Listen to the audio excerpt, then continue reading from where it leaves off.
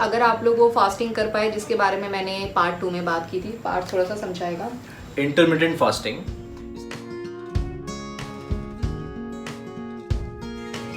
इससे फ़ायदा ये होता है जब अपना बॉडी 10 आवर्स के बियॉन्ड खाली पेट रहता है तो अपने ब्रेन से ऐसे मैसेजेस आते हैं बॉडी में कि अभी बॉडी स्टार्वेशन मोड में है, भूखे मोड में है, तो जितने भी अच्छे हार्मोन्स है वो रिलीज करो। तो जितने भी पॉजिटिव हार्मोन्स है ब्रेन से रिलीज होते हैं बॉडी में, प्रोटेक्शन होता है अपने बॉडी में, कैंसर के सेल्स मरते हैं, बाद में डायबिटीज़ के सेल्स जो होते हैं, डायबिटीज़ पैदा करने वाले हार्मोन जो होते हैं, कॉर्टिसोल होता है स्ट्रेस हार्मोन, उसको कम कर देता है। इससे क्या होता है, फैट लॉस ट्रिगर होता है और बहुत ज़्यादा फायदा होता है। मतलब मुझे तो इस फास्टिंग से बहुत ज़्यादा फायदा होता है। आपको 1 साल हो गया? 1 साल से ज़्यादा हो गया? नहीं, मैं करके छोड़ दी थी, अभी मैंने फिर से स्टार्ट किया है। तो कंटिन्यू नहीं करना उसको, 1 महीना करके आप फिर स्किप कर सकते हो। 15 दिन का किसी को सूट नहीं होता है इसलिए। तो आप, पर मुझे लगता है अगर किसी को सूट करता भी है तो 10-15 दिन में आपको पता चल जाएगा। लेकिन हाँ, अगर इस बीच आपको लग रहा है कि आप वीक फील कर रहे हो या आपकी लो बीपी का या हाई बीपी का कुछ प्रॉब्लम है, तो प्लीज़ कोई ज़बरदस्ती मत करना बॉडी के साथ। तो उसके लिए एक और थेरेपी मतलब सिस्टम है जो कि आप अपना जो डिनर है वो आप 7 बजे के अंदर कर लो।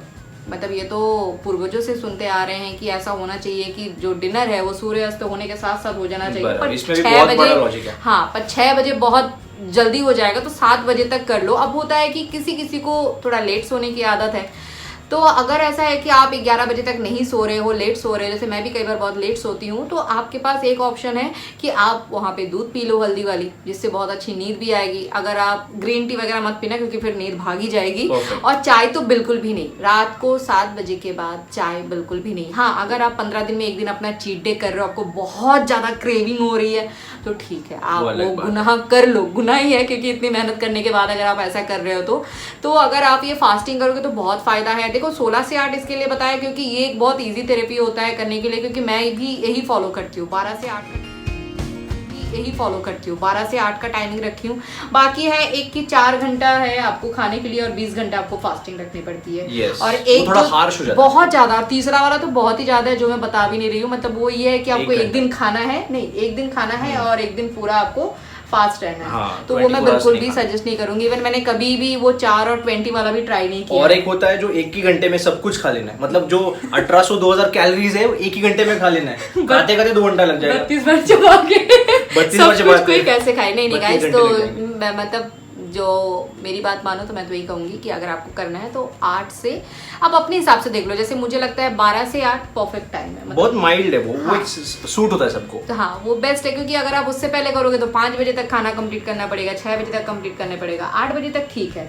बाकी आप अगर जिम नहीं जा रहे हो भाई, आप घर पे वर्कआउट करो, हल्का फुल्का कुछ भी स्ट्रेचिंग करो, वर्कआउट करो। अगर आप योगा करते हो बहुत अच्छी बात है, लेकिन आपको डेली का 1 घंटा चलना ही है। शुरुआत में बहुत मुश्किल होगा, आप 10 से 15 मिनट ही चलो। अभी कोई गार्डन नहीं खुला है, आप अपने कॉरिडोर में चल सकते हो। लॉकडाउन में मैं अपने कॉरिडोर में ही चलती थी, नीचे जाने का ऑप्शन नहीं था, मैं कॉरिडोर में चलती रहती थी। अभी भी मैं बिल्डिंग के नीचे चलती रहती हूँ।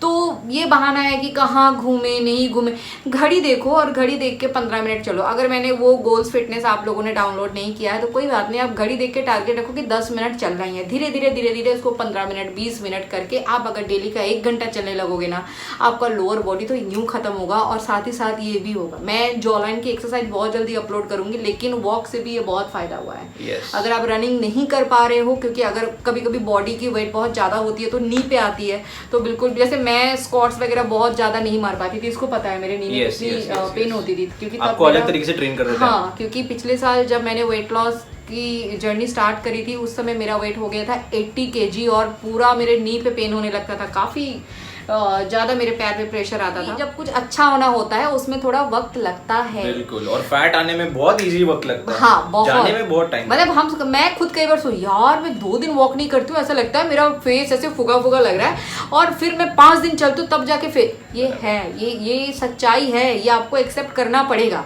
तो पेशेंस का यहाँ पे बहुत बड़ा एक काम है कि आपको बहुत पेशेंस रखना पड़ेगा। है कि मैं कोई डाइटिशियन नहीं हूँ, मैं बस अपना एक्सपीरियंस, क्योंकि मैं वेट लॉस करने के बाद कोई डॉक्टर नहीं बन गई हूँ, कोई डाइटिशियन नहीं बन गई हूँ, मुझे जितनी नॉलेज है मैं नेचुरली आप लोगों को शेयर करूंगी। मुझे लगता है कि जेन्युइनली मैं जितने लोगों को गाइड कर पाऊँ वो सही है। ऐसा नहीं कि अपने चैनल में व्यूज बढ़ाने के लिए मैं कुछ भी अनसर्ट आप लोगों को सलाह दूँ, ऐसा मैं नहीं चाहती। बाकी जो लोग करते भी हैं उनका अपना एक्सपीरियंस होगा, ऐसा नहीं उन्होंने जो चीज महसूस किया होगा वही आप लोगों को शेयर एक्सपीरियंस, करते हैं। बेसिकली आप एक्सपीरियंस बता रहे हो तो हाँ। बहुत हेल्प होगी। और